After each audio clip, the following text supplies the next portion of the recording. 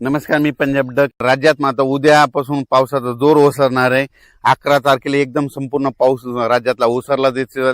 मुंबईचा देखील पावसाचा जोर ओसरणार आहे, पुण्याकडला ओसरणार आहे, नाशिकचा ओसरणार आहे, कोकणपट्टी घाटमाथ्यावरचा देखील 2 दिवसानंतर ते देखील जोर ओसरणार आहे. आता खूप काही मोठा पाऊस पडणार नाही. उद्या 11 जुलैपासून राज्यात चांगलं सूर्यदर्शन होणार आहे आणि हवामान कोरडं राहणार आहे, म्हणून हा अंदाज महाराष्ट्रातल्या सर्व शेतकऱ्यांना लक्षात द्यायचा. त्याच्यानंतर राज्यामध्ये बऱ्याच भागामध्ये हा पाऊस झाला आणि त्याच्यामध्ये देखील आणखीन काही भाग वंचित आहे.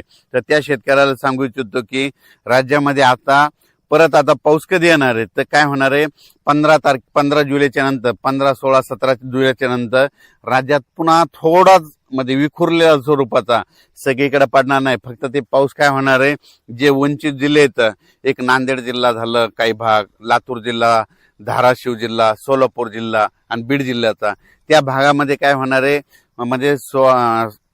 15, 16, 17 जुलैच्या दरम्यान तुरळक ठिकाणी भाग बदलत त्या 2-3 जिल्ह्यामध्ये एक पावसाची हजेरी असणार आहे, म्हणून हा अंदाज लक्षायचा.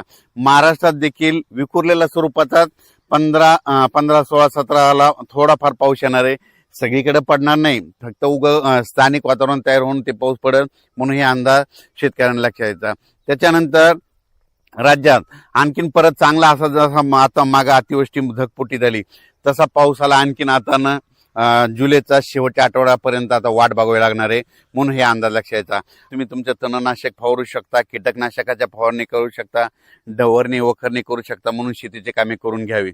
पण राज्यात मात्र आता मुंबईकरांना आता या पावसापासून सुटका भेटणार आहे.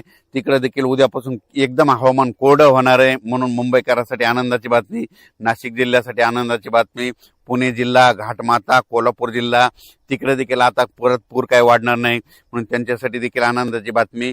हे जे लो प्रेशर होतं, हे लो प्रेशर गुजरातकडे जाणार आहे. गुजरातमधून काय होणार आहे, इंदोर मध्य प्रदेशकडे जाणार आहे. मध्य प्रदेशकडून काय होणार आहे, उत्तर प्रदेशकडे जाणार आहे. उत्तर प्रदेशकडून इकडं नेपाळ ह्या तिकडं जाईल आणि तिकडं स्थिरावं, पण त्याला स्थिरावायला आणखीन 4 दिवस लागतात. मग जवळपास 12 तारखेपर्यंत जोपर्यंत शांत होत नाही तोपर्यंत आपल्या इकडे महाराष्ट्रामध्ये जवळपास 12 तारखेपर्यंत आता उद्यापासून आजपासून चांगलं वारं सुरुवात होईल आणि ते शांत होऊस तर परत पुन्हा काही आता एखादी प्रणाली तयार होत नाही, म्हणून हे अंदाज लक्षात द्यायचा.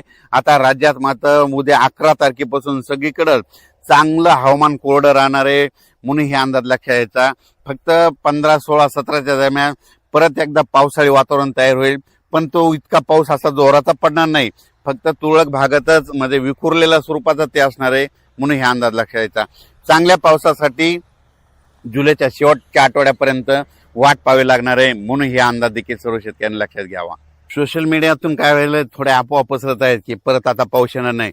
शेतकऱ्यांना घाबरू नका, पाऊस येणार आहे. जुलैच्या शेवटच्या आठवड्यात देखील असाच एकदम आता जसा पाऊस आला ते चांगला पाऊस येणार आहे. पण तुम्हाला एक सांगू इच्छितो, 15, 16, 17च्या दरम्यान देखील थोडाफार पाऊस असणार आहे, म्हणून शेतकऱ्यांनी तुम्ही काय करा, आपण आपल्या शेतीची कामे करून घ्या, तणनाशक मारून घ्या, कीटकनाशक मारून घ्या, कारण की पाऊस बिलकुल येणार आहे, दुष्काळ वगैरे काही पडणार नाही. त्याच्यानंतर आता जुलैच्या शेवटच्या आठवड्यात देखील एक चांगला मोठा पाऊस येईल, त्याचा व्हिडिओ आणखी 2-4 दिवसात देईल. पण तोपर्यंत शेतकऱ्यांनी घाबरून न जाता आपण आपल्या शेतीची कामे करून घ्या.